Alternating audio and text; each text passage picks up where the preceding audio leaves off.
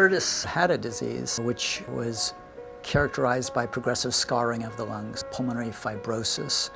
It really robs people of their quality of life, that they become essentially respiratory cripples. They can do very little. They're on high amounts of oxygen and fighting for every breath. Just going out to get my mail was like climbing Mount Everest for me. I had a family, 2 little boys, and this just floored me. Had to quit my job, stayed at home. I asked my doctor about how long I had to live, and he said, "You've got about 2 years." We weren't sure he was going to get the lungs in time. I mean, we were hopeful there, but we were really scared. When the call came, it was like, really? This is it? It was an 18-hour surgery. I woke up 4 days later in ICU, and the first thing my surgeon said to me was, "We almost lost you." The day Dad got to come home finally, you hadn't seen him for so long, but Dad was kind of standing back by the tree, and you came running up and looked all of a sudden your eyes almost popped out of your head. When I saw him, I just ran over and hugged him and started crying. Do you remember Brocky? No. No, you don't remember? You guys have a nice day at school today? What'd you guys do? Well, To me, that's everything for my kids to enjoy their time with me. This is an antifungal. This keeps fungus from growing in my lungs.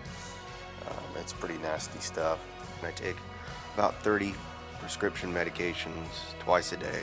I spend about $500 a month on prescription medications, just in copays.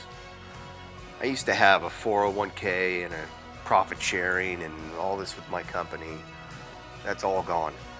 I've cashed it out and spent it on living. Careful. After you have a transplant, there's this rush of emotion, what to do with the rest of one's life. It's easy to say, okay, you're well, go forth and have a wonderful life, but people have to pick up those pieces. I'm hoping that he eventually gets that sense of normalcy that he's striving for. My purpose now is to take care of my children. I'm still here, and that's the best thing that I can think of, is to be here for my kids.